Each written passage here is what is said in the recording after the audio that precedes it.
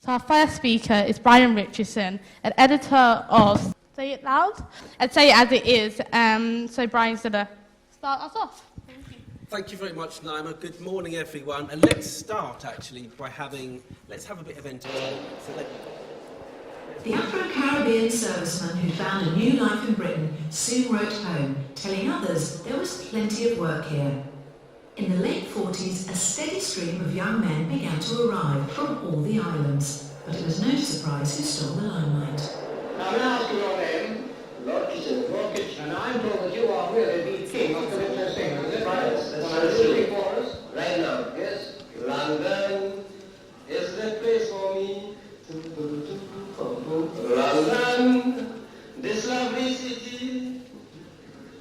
You can go to France or America, India, Asia, or Australia, but you must come back to the London city. Entertainers, many from Trinidad, would be the next migrants. They brought with... Okay, I'm going to come back to that particular piece of footage, but let me begin with a bit of a confession. And the confession is this, that I'm not a school teacher. My fledgling teaching career ended after about 6 weeks in 1992, when my class of 8-year-olds saw me in the playground and pointed out that they'd seen me sleeping during the assembly. I think at that point I realised I probably ought to go and do something else with my life. And so my interest in this subject really comes from, I would say, 3 areas. Firstly, it comes as someone who was educated in the British school system in the 70s and 80s. Secondly, as someone who's researched and written about the issue of school exclusions and underachievement, particularly looking at the issue of institutional racism in the 1990s and early 2000s. And thirdly, as a political activist and campaigner who has helped to set up some advocacy projects working with young people and their families around the issue of school exclusions. So that's really my particular interest in this area. And I want to as well begin with something of a caveat, which is obviously this session is called Why Our Schools Fail Black Children. And one of the things that I read in preparation for the meeting was a paper by a very good friend of mine, someone who I've worked with over many years, Professor David Gilbourne, who used to be at the Institute of Education in London. He's now at the University of Birmingham. And it was a paper that he co-authored with a number of people just a few years ago called Race, Racism and Education, Inequality, Resilience and Reform in Policy and Practice. And it was a piece of work that was specifically designed to look at what progress has been made in the decades since the publication of the Stephen Lawrence Inquiry Report in 1999. And one of the things that it says, now I'm going to put a slide up here,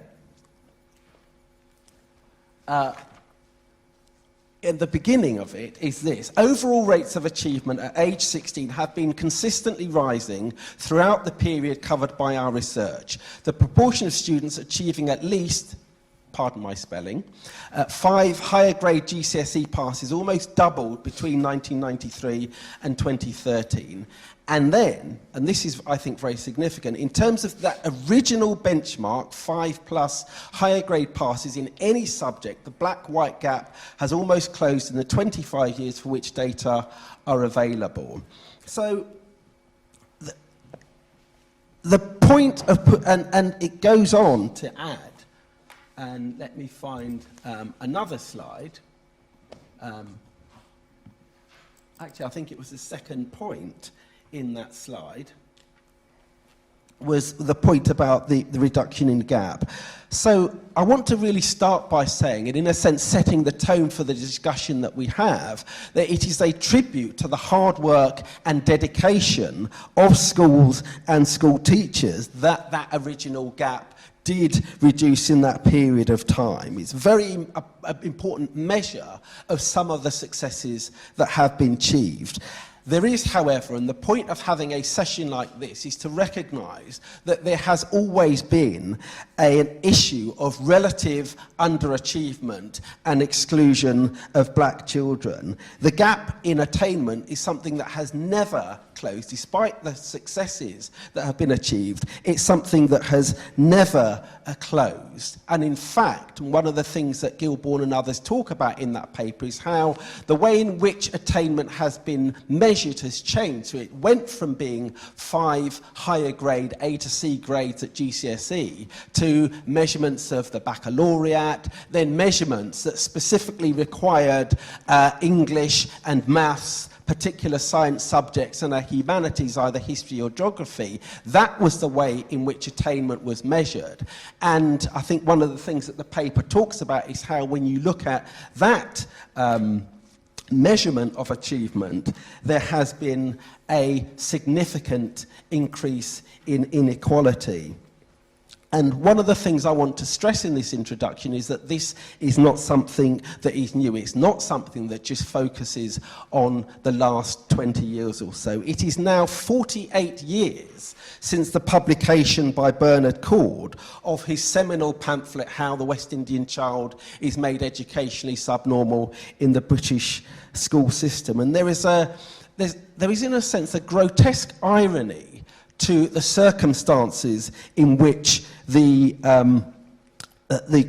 Caribbean community found themselves at that time. And it's one of the reasons why I played that bit of footage at the beginning, not simply to entertain you, but that was the Windrush generation. And Cord was one of the people who came in the period after Windrush in the 1960s. And they came to Britain from what had been British colonies, many of them newly independent Caribbean states.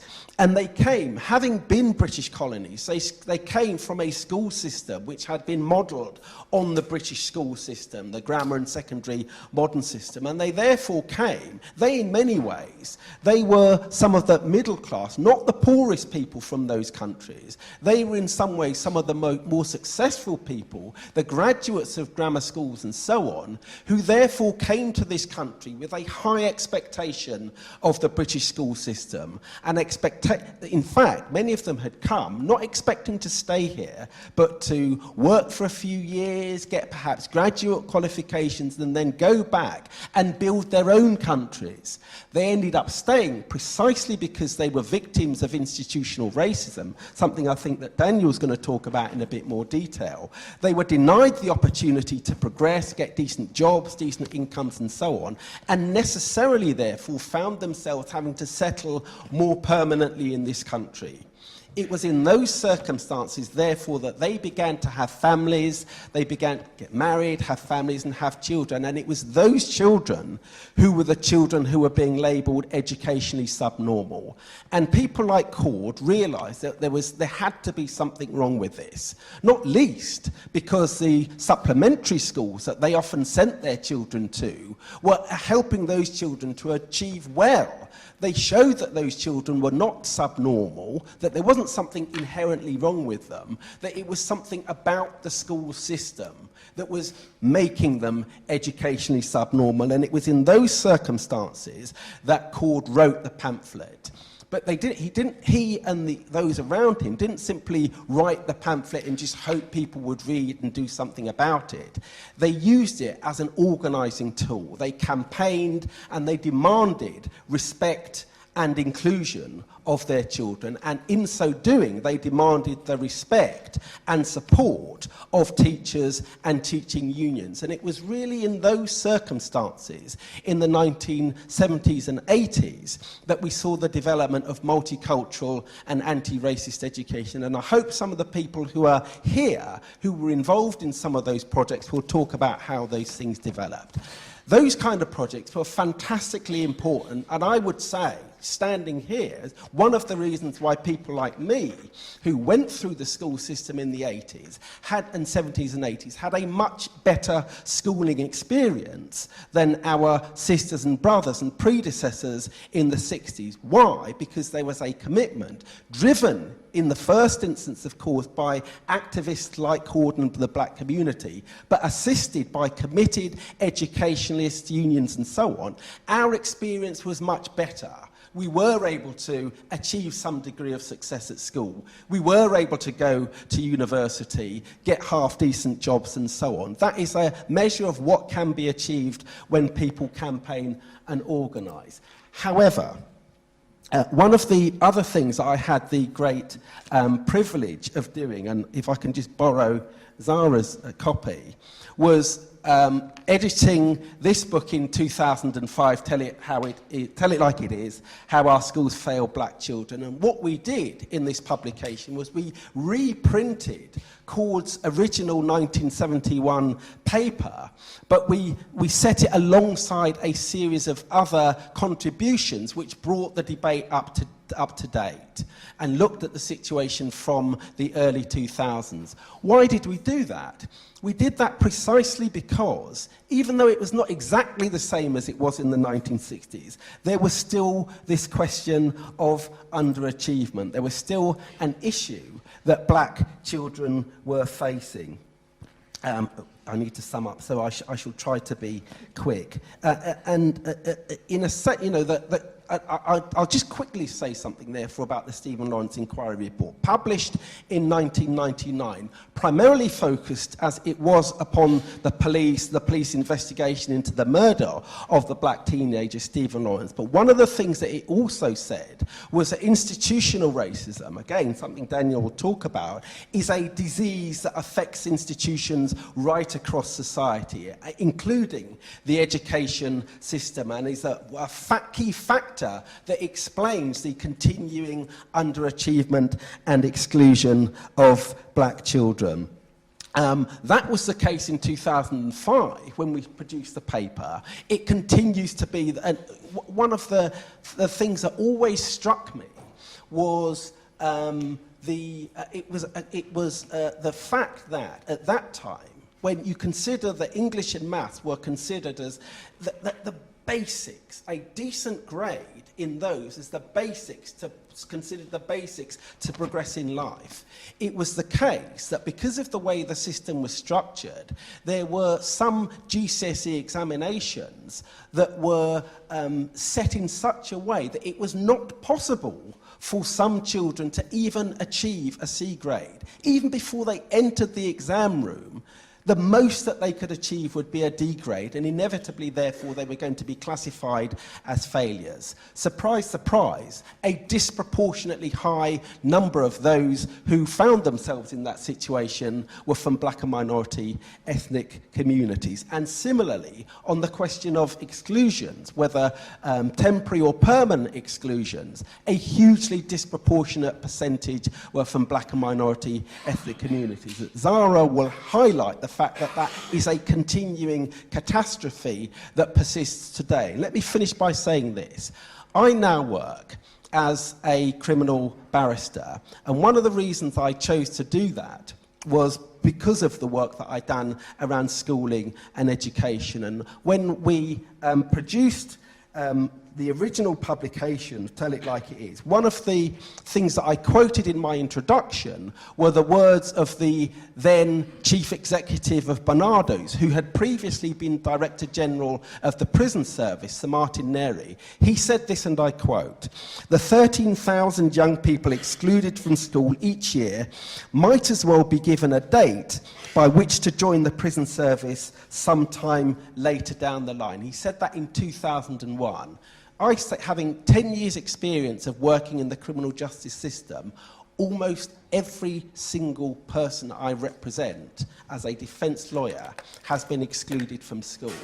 That is a measure of the waste of talent and resources that there are, and why it is a continuing crisis that we have to do something about. And I hope, therefore, that we can have a dynamic debate and discussion that can talk about how we can challenge and overcome that catastrophe. Thank you.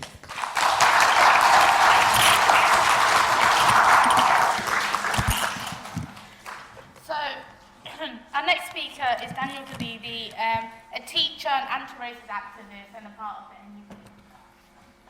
Thank you, thank you.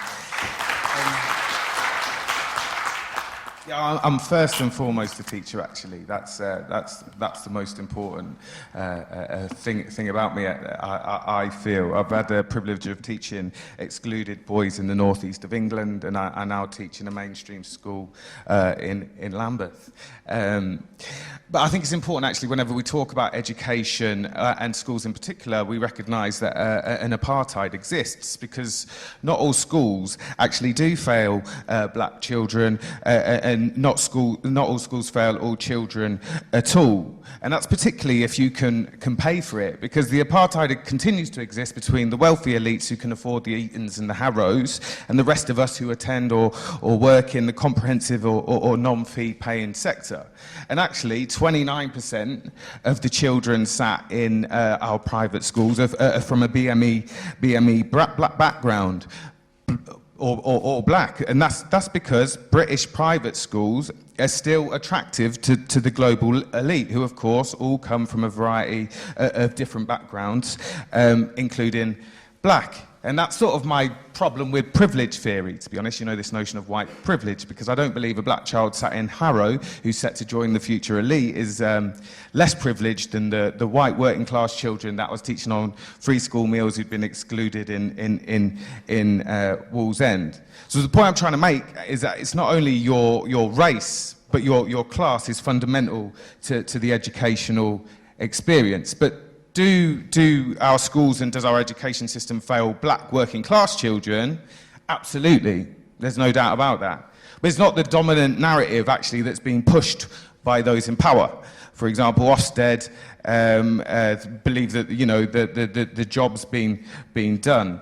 In fact, Amanda Spielman said last year, white working class children are the ones who've fallen behind, and they've fallen behind because they lack the aspiration and drive seen in migrant communities.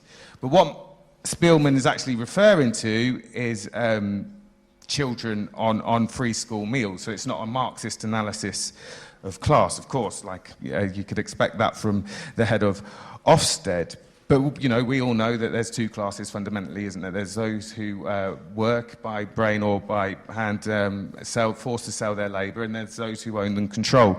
The capitalist class. What free school meal should actually mean is children living in absolute poverty. And whilst it's true that black children living in absolute poverty perform marginally better at GCSE than white children living in absolute poverty, the whole narrative that some ethnic groups are more aspirational than others needs to be completely and utterly rejected. I've never taught a child, black or white, that lacks aspiration. All children are aspirational, just not all children have the tools to meet those aspirations. And of course, there's some explanations away from aspiration as to why black children living in absolute poverty can perform better than white children living in absolute poverty. For example, if you're black, you're more likely to be bilingual. There's some evidence to suggest that helps educational attainment. If you're black, you're more likely to live in an urban area and have access to museums and art galleries and cultural capital than, say, if white working class in Cumbria, for example. And there's also been a historic focus on improving attainment in inner city schools, the London Challenge, for example. But actually, when you pick the statistics a little bit and have a look, black children, when you take into account that all children in schools are working class, black children still underperform compared to white children. The evidence continues to show, for example, the relative performance for black Caribbean pupils begins high when they enter education. It starts to decline at Key Stage 2, tails off badly at Key Stage 3, and they're below most of other ethnic groups at Key Stage 4. And there's two main reasons for this, I believe. Research, and some of it's been done by the NEU, suggests that poverty has an absolute, real significant impact on the attainment of children growing up in the UK. And if you are black, you are twice as likely to be living in poverty.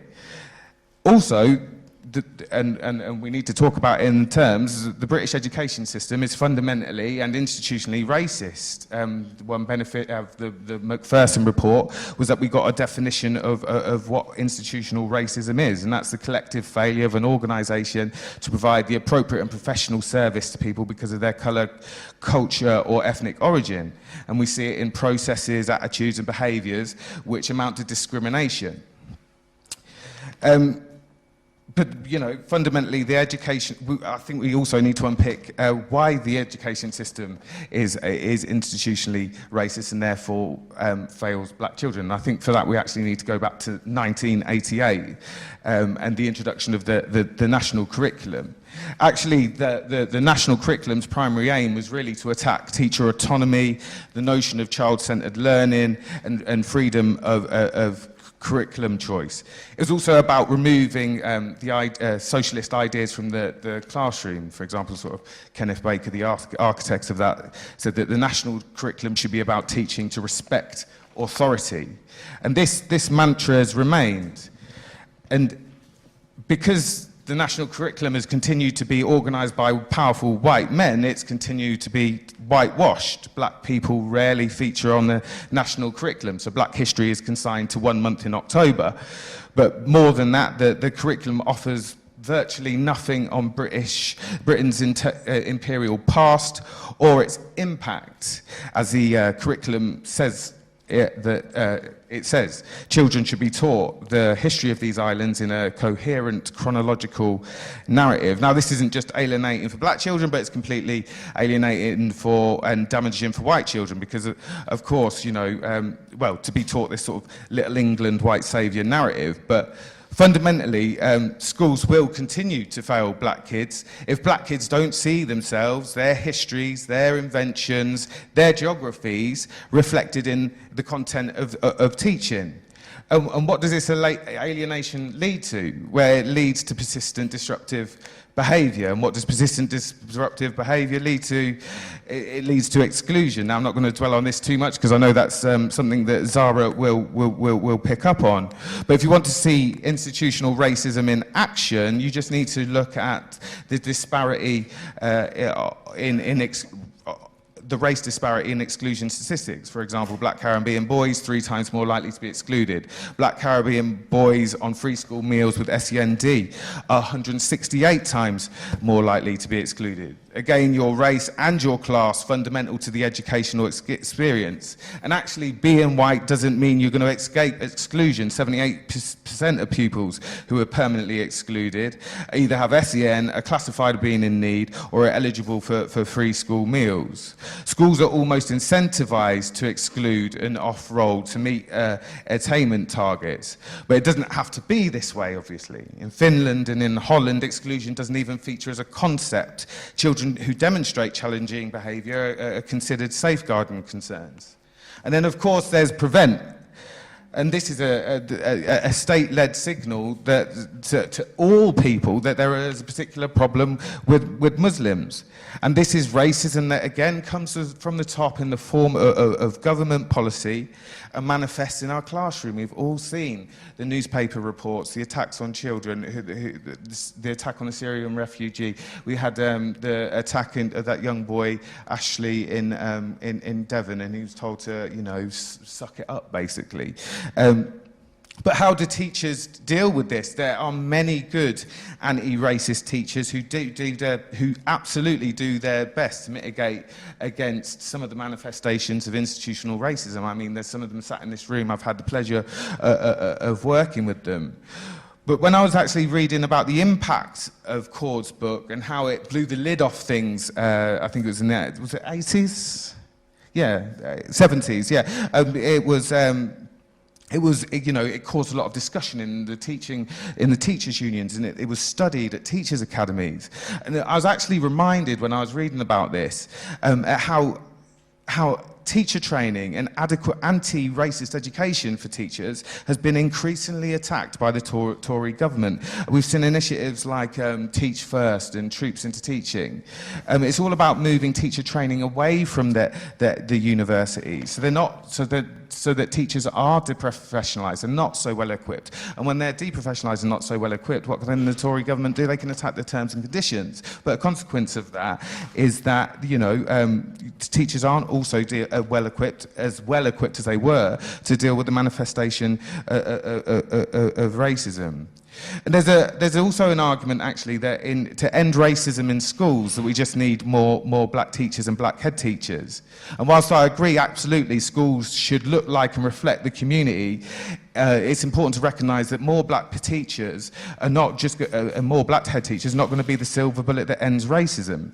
We need to be pretty honest, actually. Over in America, there's plenty of black police officers killing plenty of black people at the moment. And I don't want more black head teachers if all they're going to do is fail more black children. So to end the very real institutional racism that we do see in the education system, we need to fundamentally change how it's organised. As an education system organised by the elites for the purposes of capitalist production will never be a tool for liberation or the vehicle for social change that we want it to be. Thank you.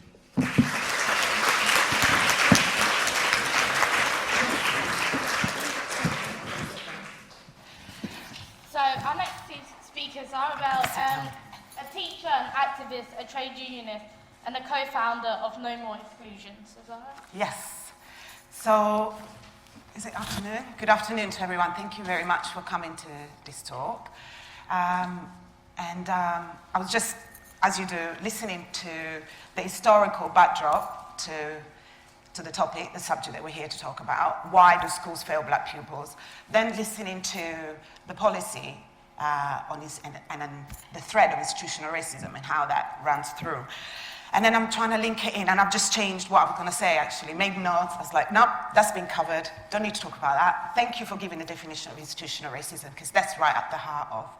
And you can't talk about race and racism without talking about whiteness. So, and I know that's going to make immediately people feel uncomfortable, but I know there are a lot of learned people in here that will know that this isn't about skin color, it's a worldview, it's a racial discourse. And it's about the normative. So the normative is white, male, heterosexual, middle class. That is the norm globally. That is the premise, fundamentally, of white supremacy. So where do black boys fit in all of that? And my colleagues here have at length talked about how disproportionately, not just excluded, but they're also represented in the working classes and amongst the free school meal category, which is, it's not the best categorization of poverty, but we're talking about the socioeconomic inequality and disadvantage. So, now, there's a lot of feedback. Maybe I'm shouting too much, projecting. So, how did I come to this? So, my background is teaching. This year, I celebrated 20 years in education, survived, and still got. Was recently restructured and redundancied out of my PRU after 11 years. So I did 8 years in a secondary in Enfield and 11 years in East London in a pupil referral unit, which some people refer to as a sin bin, where you put bin, kids call it, which is incidentally in the same term that young people used to refer to prison. When they talk about prison, they say that person is in bin or going to bin. And they'll talk about the PRU in the same way. Now, I've gone through a process as a teacher of, I would say, conscientization, as Paulo Freire talked about, which is the process of, I suppose, developing critical thinking, which is why I suppose I'm here and I'm not at home with my 4-year-old, right? And I'm spending my time with you guys because I'm kind of hoping that we can spread the message and we can get some criticality going in education, which is definitely lacking in teacher training, for sure, by design, by policy. And if you want another paper to read by Professor David Gilbert, I highly recommend Education Policy as an Act of White Supremacy. Please read that paper. Because I know there's a lot of people here who love to read. So, these things aren't accidental. They are very much by design. And I want to go back to my experience at the Peru. So after 8 years in secondary education, I thought, I want to make a difference. I want to see the other end, the dark side of education, right? I want to teach the unteachables, the ones that have basically been relegated to won't learn, can't learn, don't know how to learn. What's the point with education, right? And I thought, I'm curious. I want to challenge. I want to find out what's going on. And the first year I was there, it was about ducking chairs, I'm going to be honest. There were flying chairs. There wasn't a day that I wasn't sworn at. Threats were made. I was called every name under the sun. And I very many times would go home and think, maybe I could do some waitressing. I think that will pay the bills. And I won't have to endure this, right? Indignity. I went into the Peru with a mentality that I'm the teacher. You, the child, you're going to respect me. I'm the authority. This is the red line. I'll come back to red lines. Academies love red lines. And yeah, you're going to do what I say. And very quickly, my process of conscientization began. Thanks to the young people, I owe them everything. So they very much basically said, the curriculum is shit, teachers are shit, the school system is shit, and you are shit. And I was like, what? My parents spent a lot of time and effort and money in my education, what do you mean?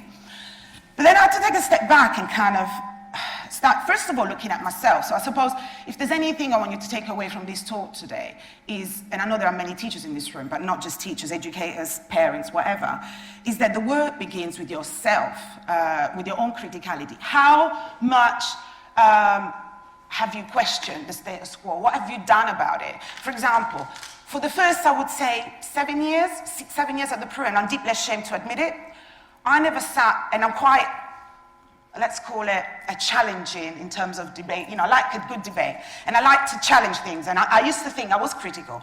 I've learned otherwise.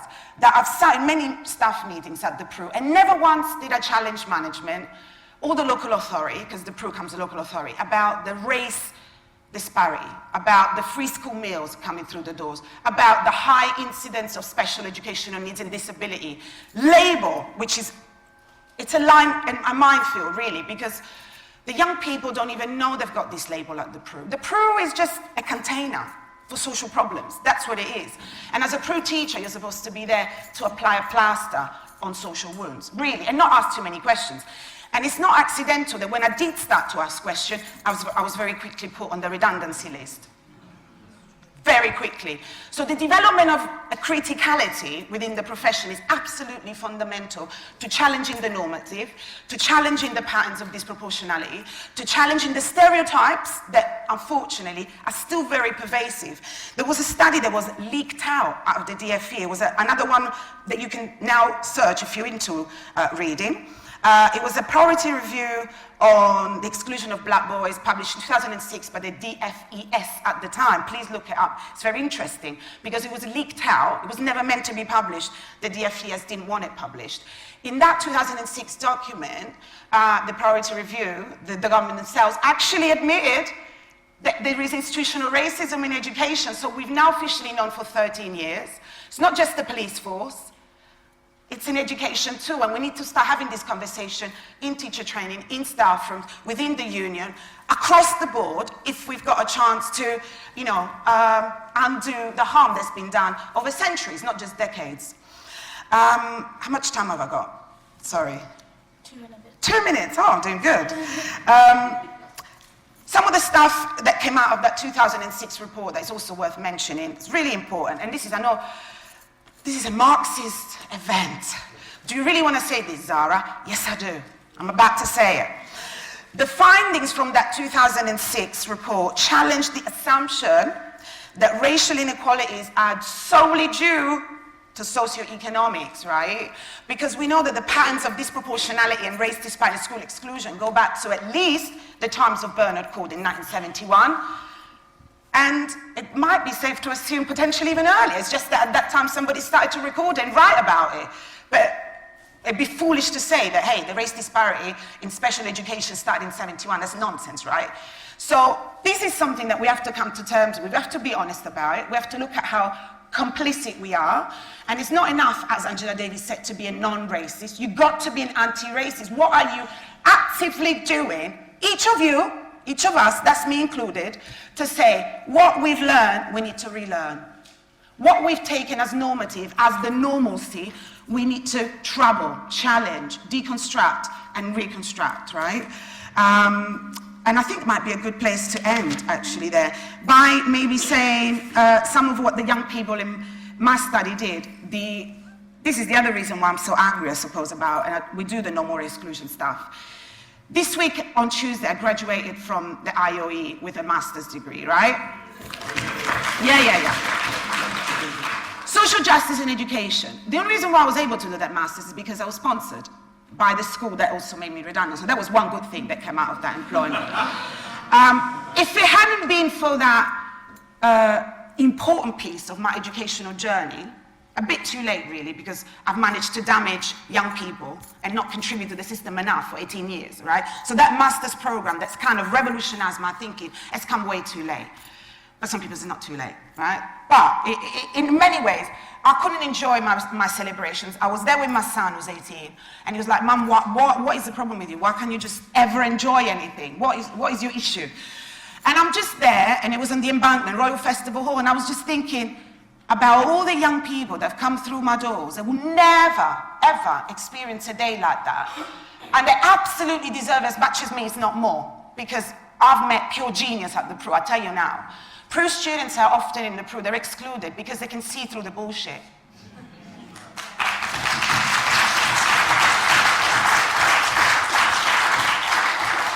They know the system isn't designed for them. They know they're supposed to be fodder for capitalism. They know that their place is being prepped in prison from the Pro, and they very much resent it and want to struggle against it. And they need a language, right? They need a language to do it. And education provides you that language. I had feelings that things weren't right, but doing that master's program is giving me the language that I'm using now to articulate what needs to be articulated. Maybe not the best way, but in a way. And so what the young people have said, they said, whenever you get the chance, please, can you say something about the curriculum that isn't representative? And I think Daniel's mentioned it. Can you please talk to, whenever you get the opportunity, to the fact that equality is a myth, meritocracy is a myth? Please talk about that. I said I would. Can you please talk about color blindness? We don't see race, is harming us, okay? That's difference is amongst us. We have to celebrate it, whether it's a disability, which, by the way, I was talking to friend Paul about the fact that most of us at some point in our life, we're gonna be disabled. Whether it's because we're gonna be affected by cancer, that's a disability, whether it's whatever it is, right? In my case, it's fibromyalgia, it's a disability. Lots of things are invisible. But we have them, we live with them, right? So all these things have to be brought out, unpicked, troubled, and the idea of what normalcy is against, I suppose, the construction of the black child, right? The threatening, aggressive, the predator. Oh, another thing. Whenever we talk about, they said, whenever we talk about no more exclusion, this is important because I get attacked on social media quite a lot, and I try not to engage. One of the main things that people go, and it might be a question you've got in your mind, is, what do you mean no more exclusions? What about the rapists? Right. So the answer to that, it's not an easy answer, but the answer to that is, first of all, given the fact that we're talking about racist proportionality amongst no more exclusion, that is a deeply racist trope anyway, because what is it being inferred there, really? I don't need to spell it out. There are very intelligent people in this room. So, number one. Number two, the majority of school exclusions, has been said, are down to persistent disruptive behavior.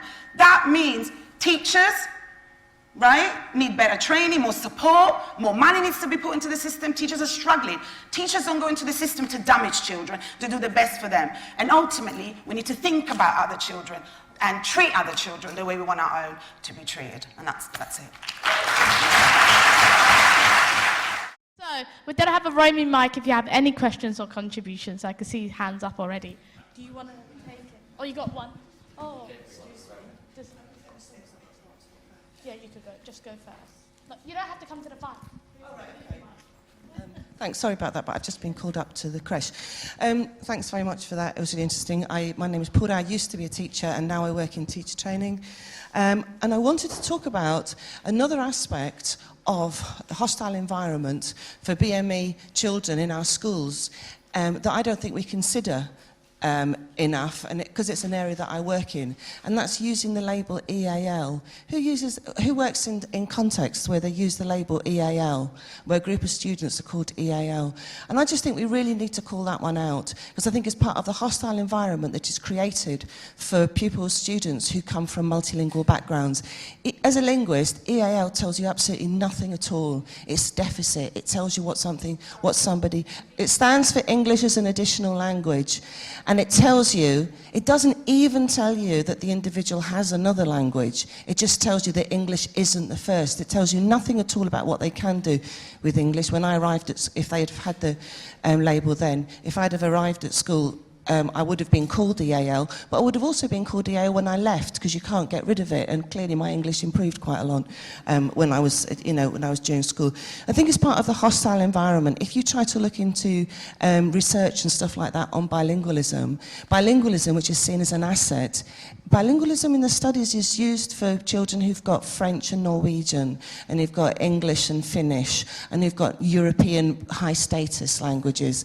And one of the books that I'm reading at the moment on family bilingualism explicitly says, I'm not talking about immigrants. This book isn't talking about bilingualism in immigrants. It's talking about a very different type of movement around Northern Europe.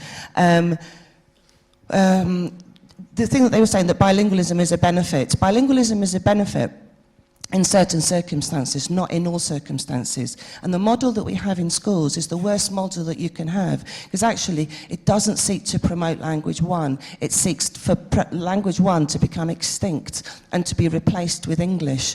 This is a term which is dust of the empire, which is a hangover from empire-type attitudes. And I think that we need to call it out.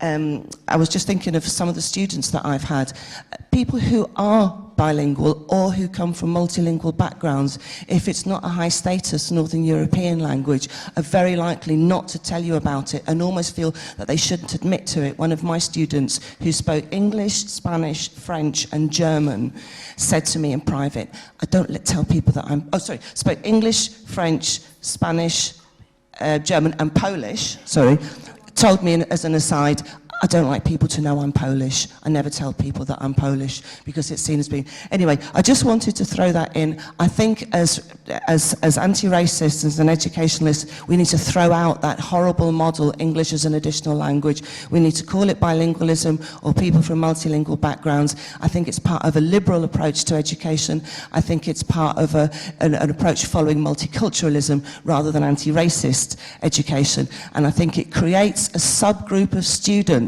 that have nothing to distinguish them other than that expectations of them are incredibly low.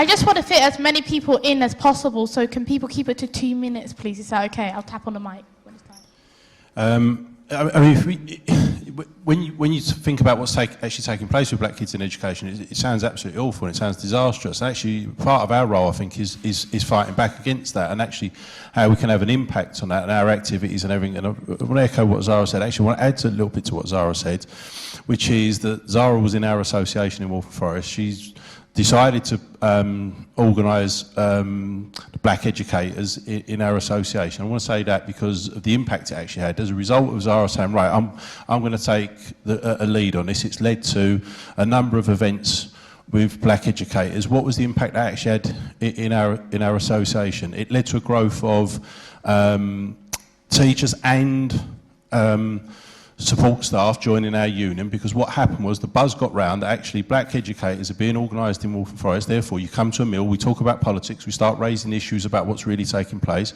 Our members are then coming back into the workplace talking about the inequalities that they're experiencing. For example, if you're head of year, you are being paid far less than everybody else. Why? Because it's a stereotypical role that you end up in.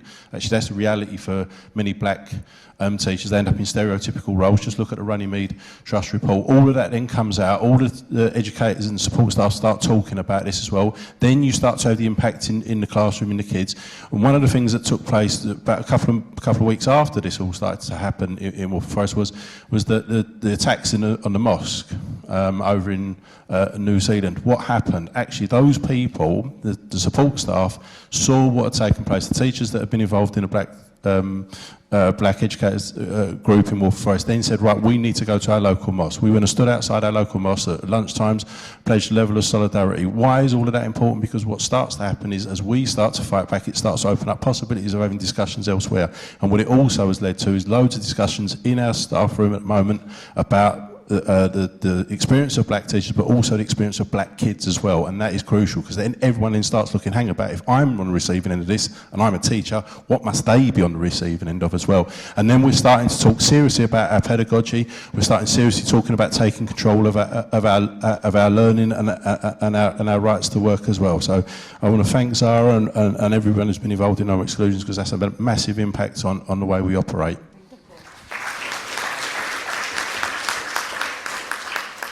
Hi, yeah, I just want to talk really a bit about an experience of how racism is sort of just seeps into people from institutional racism. And the example of my son is mixed race. His dad's from Bangladesh, but school mainly see me in school, and because he's very light-skinned and coloured, then I don't believe his school really see him as a black child or a child from an ethnic minority.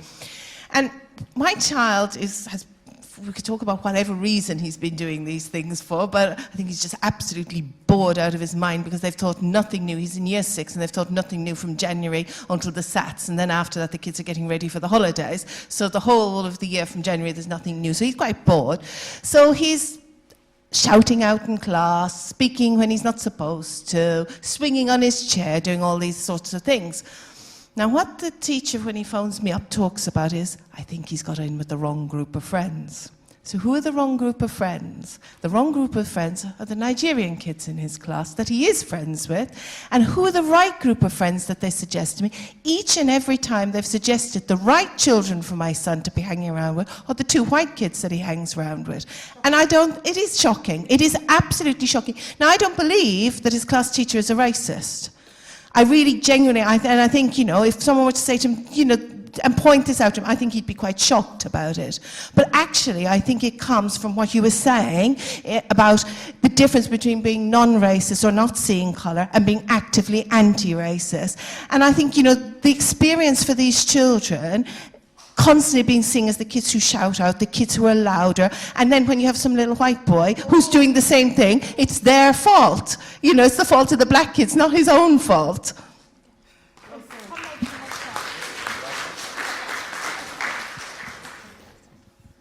Hello, comrades. My name's Dean Ryan. I've worked with young people in Peru's for, probably about 15 years now. And actually, to echo what Zahra was saying, a lot of young people call Peru's bin, and they also call prison bin.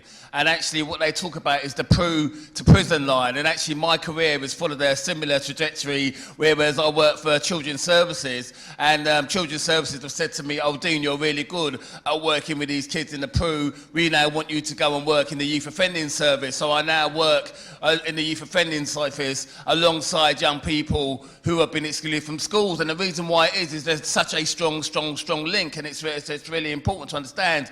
And actually, when you work with young people excluded from schools, you find that actually they've got a whole range of needs. There's a thing called ACEs, which are referred to as ACEs, which are adverse childhood experiences like domestic violence, growing up in a house with substance abuse, poverty, children fleeing war, and these are things that affect black children. But actually, they also affect white children. And actually, when you work with the Youth Offending Service, we have speech and language therapists, we have mental health, what are called CAMS workers, child and adolescent mental health workers, and it's because these young people have got such problems. But the education system is not designed to help young people. The education system is all about passing exams. I'm sure people have talked about 1996 with school league tables, and they've talked about the education system. It's absolutely disgusting, But what has really been quite heartening is that actually now, even amongst, you know, it's become quite mainstream to sort of talk about how actually racist the education system actually directors in councils talk about how racist the education system is, and it's funny because actually there's been a report out. There've been several reports out. There was a report out by the Bernardo's Children's Centre saying about stuff. I think the thing I really want to come out and say is I think that so many people are angry about this. I think one of the things we should do is actually come out of this meeting and actually plan a London demonstration or a national demonstration around it, because I think there were so many people. A group of white middle class parents have recently, only yesterday, are taking the government to court because the cuts in SEN services. So I think it's really, really important actually that we, you know, the anger's out there, the knowledge is out there. I think we need to now galvanise it and bring it together. So I think actually it'd be really, really great if we could have some sort of organise some sort of national demonstration about it, because I'm sure we can get 10, 20, 30,000 people and actually start a real fight for our children's futures. Comrade at the back on the third row. Third to last, and then the one right at the back. That side, though.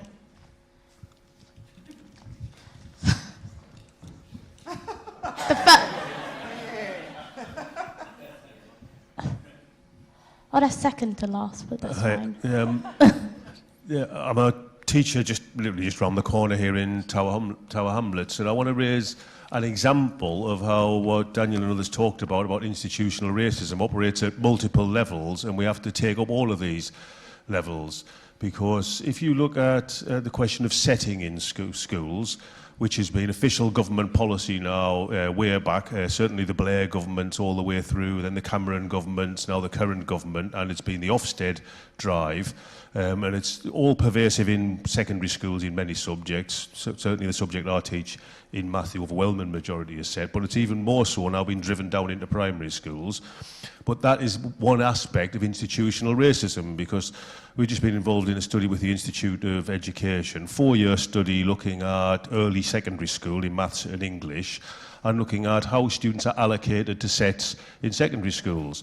And the conclusions were absolutely stark, that black and ethnic minority children were 2.5 times more likely to be allocated to lower sets than their Key Stage 2 attainment would have indicated than white students, 2.5 times more likely to be put down in lower sets. And the evidence is once you're in a lower set, you hardly ever escape from it. So that's actually, it's also institutional sexism, because girls were also 1.5 times more likely to be allocated to lower sets. So it's racism, sexism. These things are built into the institutions which now pervade right through our schools. And what really concerns me is that this is not individual teachers, it's not one school, this is institutional policy from government after government, Ofsted after Ofsted, being driven right down into the heart of our schools, and the effect of that is from the very beginning, at least of secondary school, and I say increasingly now in primary schools where you see this practice of setting going on, is to systematically disadvantage black and ethnic minority students in a way that however good a teacher is, however hard you work,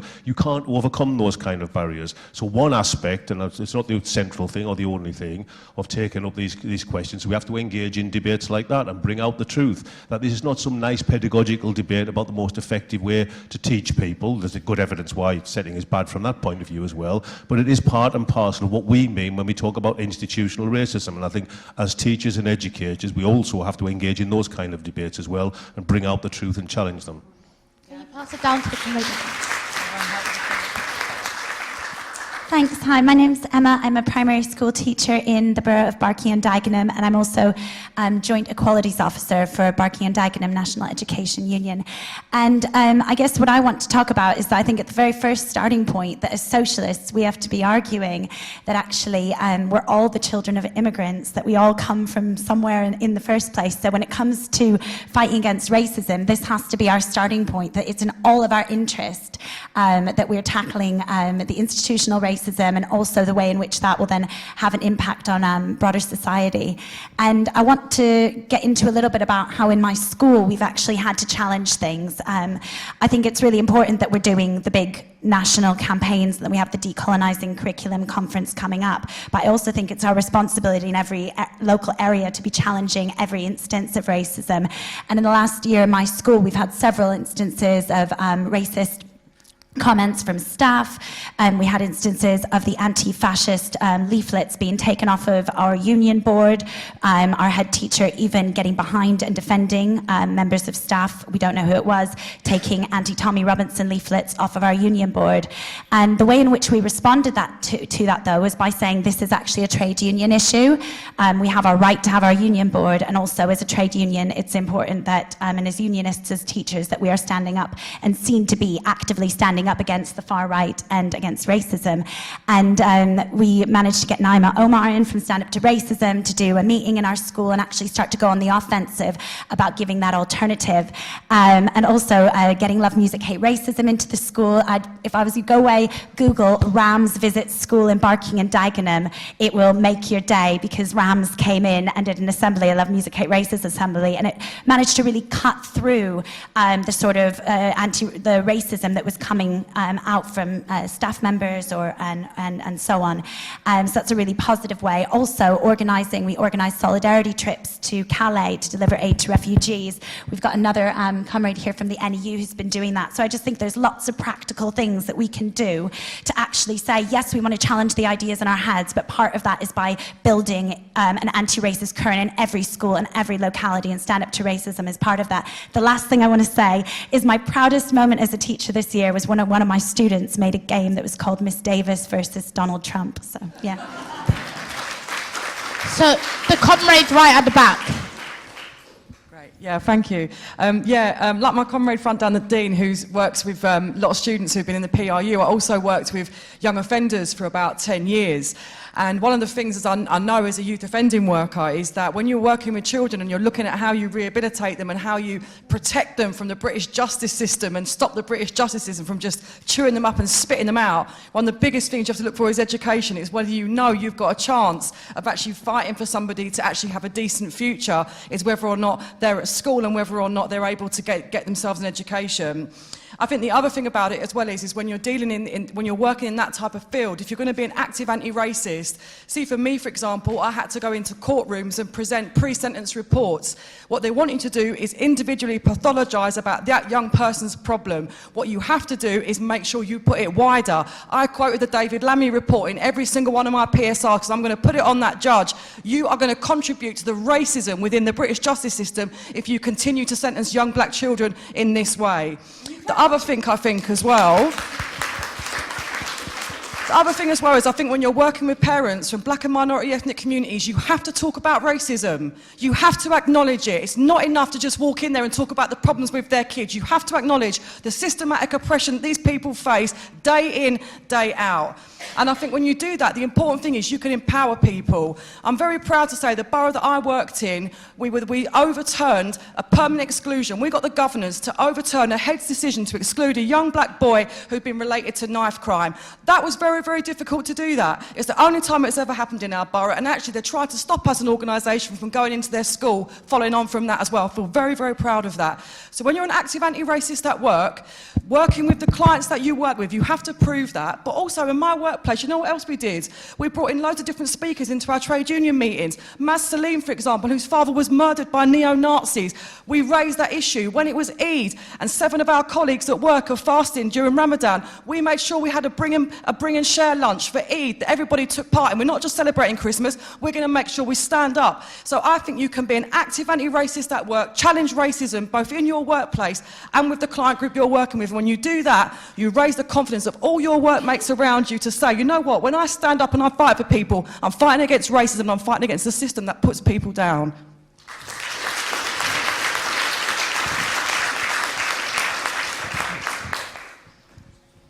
So I just wanted to talk about what's taught in the education system, what the issue is. I think the ethnocentric curriculum is a thing that creates it leads black children to feel neglected and disconnected, because the only time black culture is mentioned is through the teaching of colonisation and the glorification of colonisation. And I just think that's the main thing that needs to be sorted in the system, is what's taught and embracing each ethnic group's culture through education. Also, I was similar to a story over there. When I was in primary school, I was underachieving a bit, and my two black best friends, and they said they advised my parents that I was mixing with the wrong people. So I just think,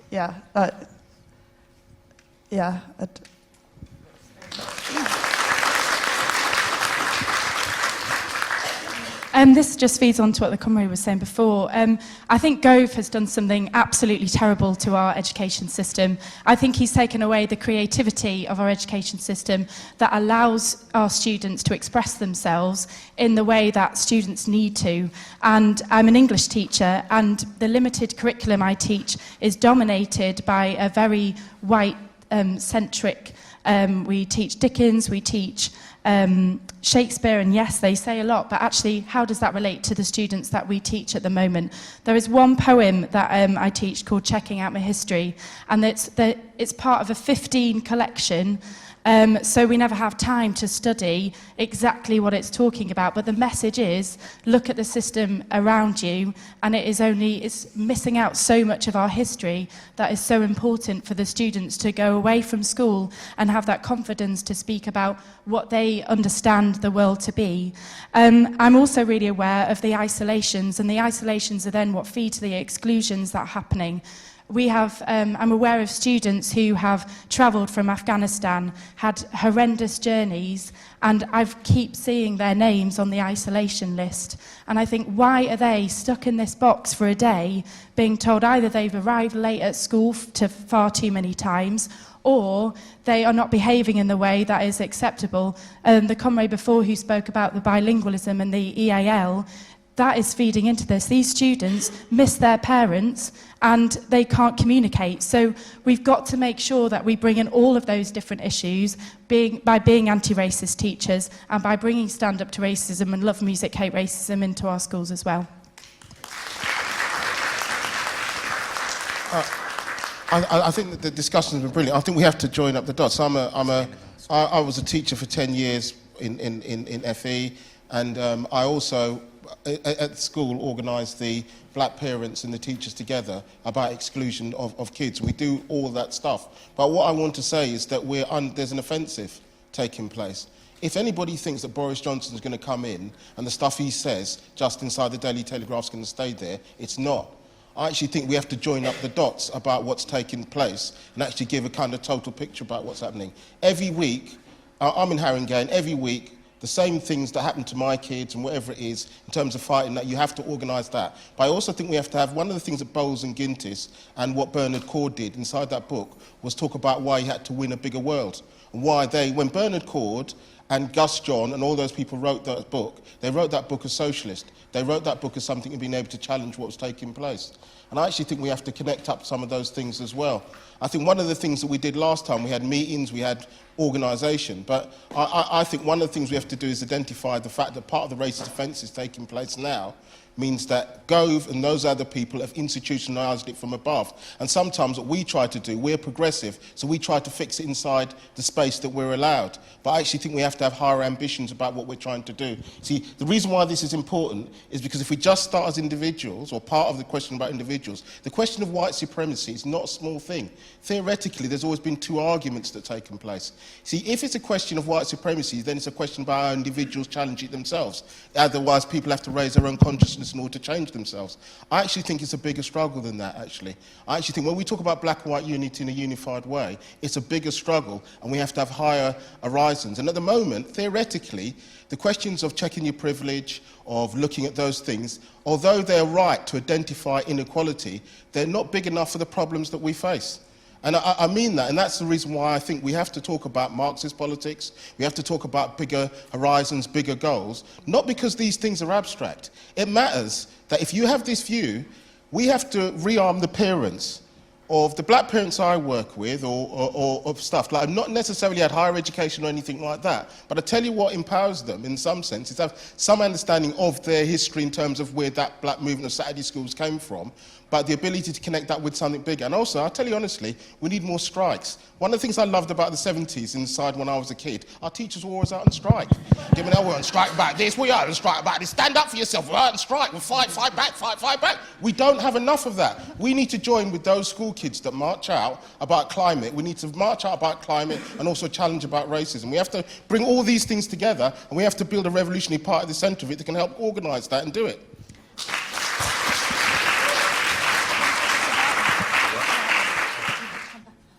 Yeah, can I turn this on? Oh, yeah, it's on. So, my sum up is going to be really quick. This week there was an announcement that Medway Youth Jail is being taken over by Oasis Academy, right? And it's going to be the first secure school. So now we're having in policy terms, we're talking about white supremacy, educational policies enacted white supremacy. We now have blatantly in our faces that school to prison pipeline coming together where there is a complete merger. And it seems to me, I haven't heard about any demonstrations or strikes planned, that there isn't much of a struggle being put up against this meshing of education and incarceration in this country. And I absolutely think we need to put up a struggle up against that sort of thing, especially when you think how problematic academies are. They're the main culprits when it comes to exclusion. And well, this particular group of academy is a Christian one, so you've got the whole problematic missionary, colonial, going to tame the wilderness of the urban masses, right? And these racialized bodies that absolutely can't govern themselves, and they need us, the good white Christians, to do it. So that's number one. Number two, sorry, I had to come in hard on that one, because it was this week. So the school to prison pipeline is something that I really, at the end of this, if you guys can come talk to me about it, it's something I really would like to mobilize a British movement on. In the US, it's ongoing. We all know what's going on there. We should know. If we don't know, find out about it. But in this country, we are sleepwalking through policies that are widening that inequality to, I would say, levels that are pretty much irreversible. And one final thing, if we haven't got an environment, then all the other struggles are, pointless struggles. So we definitely need to connect these dots and see how, the oppression's working against our kids as well as ourselves. I want to pick up on a couple of points and then say what we're doing, because that's the important thing. The setting thing that Paul mentioned, that really interested me, actually, because I've been the NEU have been conducting an indicative ballot on testing, and so actually amongst some black teachers it's a difficult argument to win, because what we're finding is actually, yes, because of institutional racism, some will call it teacher bias or something like that, black children actually are performing in key stage 2 SATs than what teachers are assessing their capabilities at. So the point I'm trying to make is, throughout all of these processes, we need to be raising the conversations about a new education system, what a new education system would look like, because the education system that I hope we all want to see is actually organised by teachers, educators, by communities. It's not something that comes from the top down, from those in power, because it will never be in our interest. And just on that school to prison pipeline point that Zahra made, there's a book called Education and Social Order. It's by Brian Simon, and there's a quote that really sticks with me. I've got it here. It's with an anonymous quote from somebody in the Department for Education in the 1980s, and it's about grammar schools and selection in the 80s. And the Department for Education official told the education researcher this: there may be social unrest, but we can cope with toxdus. But if we have a highly educated and idle population, we may possibly anticipate a more serious social conflict. People must be educated once more to know their place. And that is what the British education system is fundamentally about. It's about hammering children to know their place. They're quite happy with the prison to the exclusion school to prison pipeline, because when they're sending people to prison, they're not being rebelled against, are they? So they're not being rebellious. So we just need to raise the make money. Yeah, and they make money. We need to we need to constantly raise the consciousness of what an alternative would look like.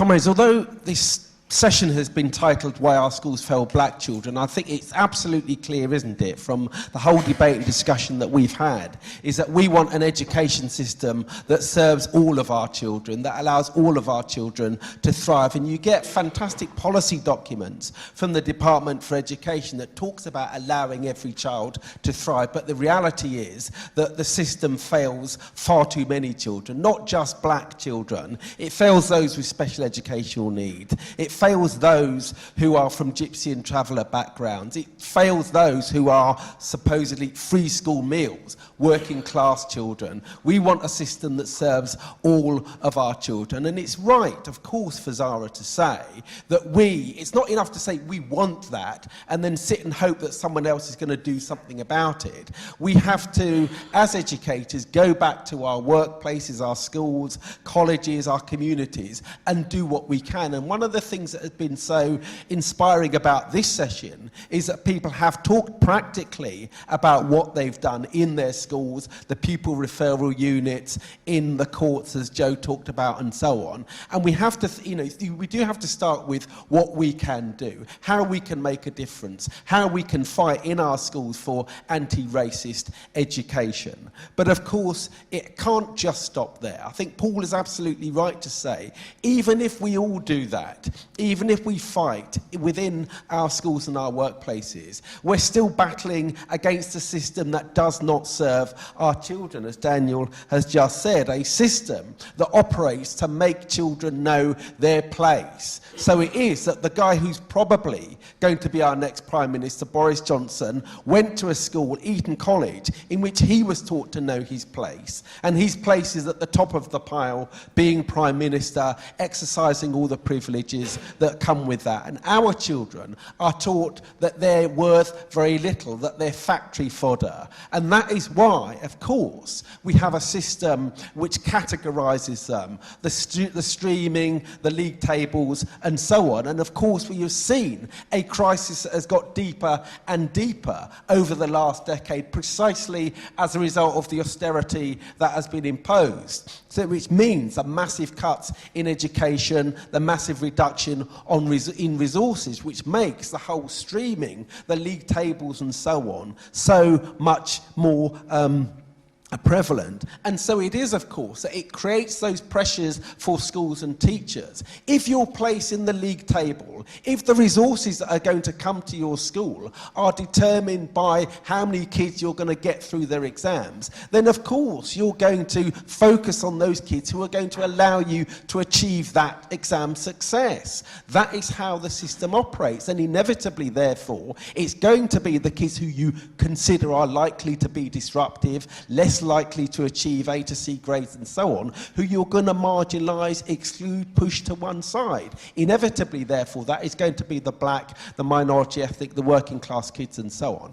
I want to finish really on this important point. Zahra said, and it's right, that for all set aside the socio-economic issues, it's the case that black children are still disproportionately excluded and marginalised. Why is that? It's because institutional racism, because racism is such a fundamentally important aspect of the system that we live under capitalism, that in order to ensure that the rich, for all the misery that they impose upon us, the austerity, when they destroy the economic system, but nevertheless need to continue to thrive themselves, they need to divide our side. They need to divide working people. And that one of the critical ways in which they do that is by using racism, making black people feel at the bottom of the pile, trying to make white working class people feel as if they're part of the elite, part of the people at the top of society. So racism is an inevitable, critical part of capitalism, and that's why it necessarily affects every institution in society. Schools, the education system, higher education, the way in which councils operate, the way in which employment operates, and so on. So the point is that if we're going to get rid of racism once and for all, not just in the education system, but in society, lock, stock and barrel, We have to, of course, do what we can in the here and now, wherever we are, schools, colleges, universities, workplaces, and so on. But if we're going to get rid of it, and we're going to get rid of the hideous exploitation and oppression that affects all of us, we have to talk about a revolutionary transformation of the society that we live in. And that really is what, at the end of the day, the debates and discussions that we're having here at Marxism Festival are all about. And what we, at the Socialist Workers' Party, we've organised this conference and this festival, that's what our critical argument is. And if you've enjoyed those debates and discussions, you enjoyed the points that we've made, I would urge you to come and join us in that struggle. Thank you. Yes.